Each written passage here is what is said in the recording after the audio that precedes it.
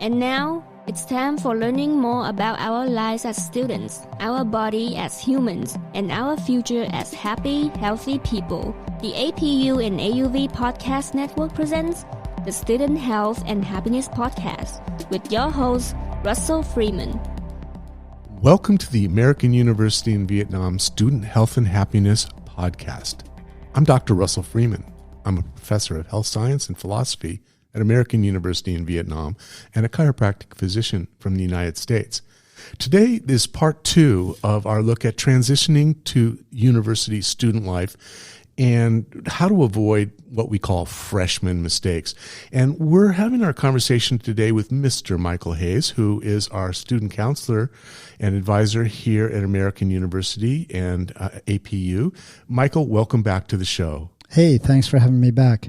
So in our last show, we covered basically some topics like time management and how to stay organized by creating a good schedule for yourself and sticking to it.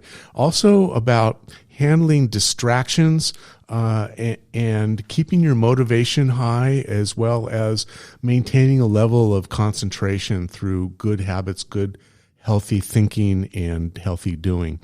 So in this part, we want to cover some kind of mental things that students go through.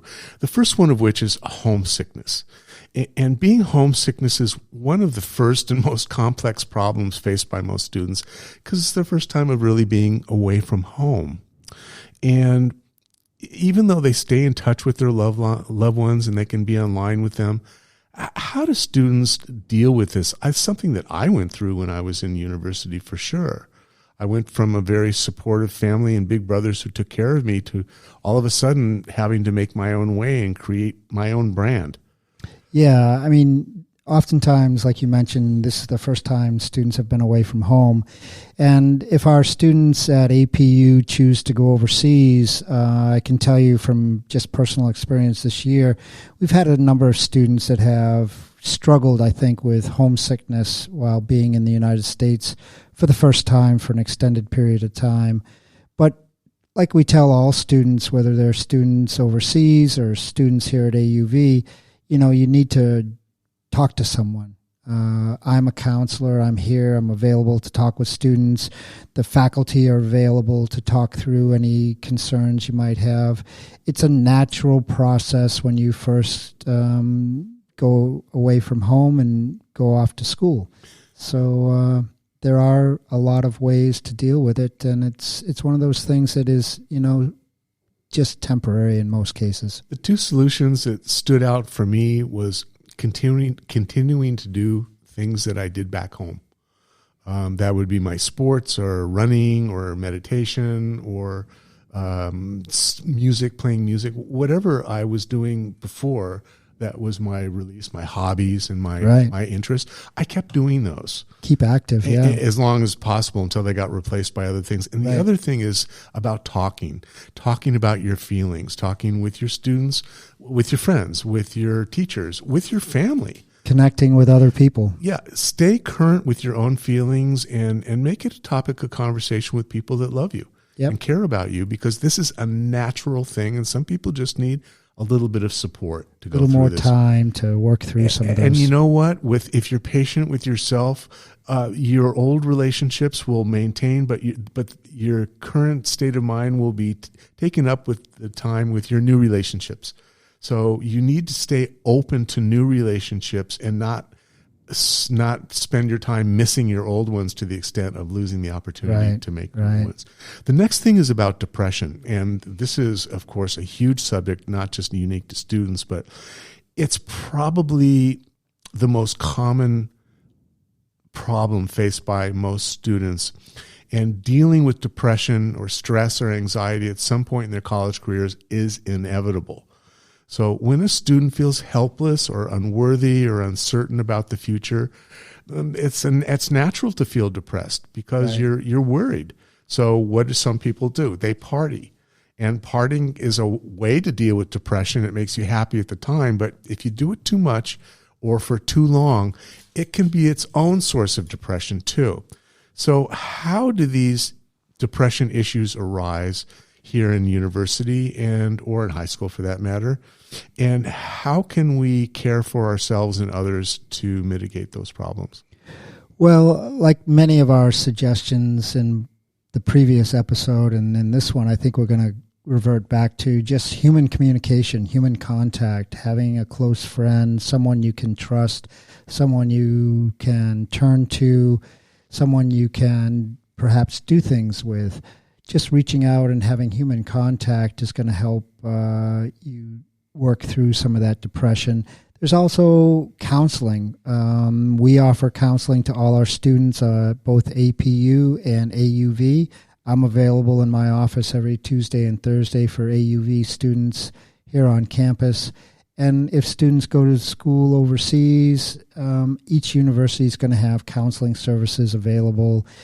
And again, focusing on things that we've talked about previously, keeping good, strong sleep habits, putting down your devices, getting out and getting healthy exercise so that you actually feel physically tired. I'm glad you mentioned that because I think poor self-care is really at the root of a lot of these depressive states of mind. Is. And it's a catch-20. It's sort of a self-completing cycle because when you feel depressed, then you stop taking good care of yourself. And when you stop taking good care of yourself, it makes you more depressed. Right. So you start to get even shy about it or embarrassed about it because everybody else seems like they're having such a great time. And so I think that you need to respect yourself. Give yourself the best chance to be successful mentally and academically. And that starts with taking good care of yourself mentally and physically. Yeah, I spend a lot of time talking with students in the last few weeks. I teach a couple of classes at APU, and we have focused a lot on taking advantage of gym facilities at universities. Just like here at AUV, we've got a pool, we've got a brand new Eagles Arena where students can get active almost any time, day or night. And it's a beautiful campus. Just taking a walk outside, seeing the scenery and the flowers on campus right now are beautiful. So there's a lot of things students can do to improve their health. It always amazes me when I ask a student on Monday what they did over this last beautiful weekend and they say nothing. And they're tired on Monday morning. Yeah. And I do the math on that and I realize that this is a self-inflicted problem. Yeah, there's so much beauty in the Da Nang area and on our campus. And whatever campus you go to, I think you're going to find there's a lot of activities to be part of and take a part of and be involved with. There's always something you can find to do with friends, and you can make new friends and discover new things to do. I would also suggest meditation. I think that learning how to meditate when you start your university career is a tool that you'll be able to use for the rest of your life. Yeah, mindfulness is always a good tool. It helps so much for self confidence and self knowledge and just kind of getting over the situation and being able to put your full focus on it. The next thing I'd like to talk about are social problems. For most people, the social experience is the one that they're going to remember 10 years after their university career, and it certainly is as important as their academic experience for the end result of the university of being the person that they're going to be. But it's very tricky, to develop a healthy social life. You're on campus alone, you don't know anybody, or you don't know very many people, or maybe you know everybody too well. And you can feel like you don't belong. If you lack confidence in yourself or social skills, it's very easy to be overwhelmed by constant socializing requirements. So what recommendations can you give to students that might help them feel less anxious or vulnerable or exposed? Well, students all around the world are pretty similar, and that transition into university life is a big change. And we've talked about this before, but just talking, reaching out, starting a conversation with someone you maybe don't know, taking a walk, prioritizing your time, spending your time in a way that helps you feel good. One of the things that I often did when I was in university is to join a club and get involved in clubs.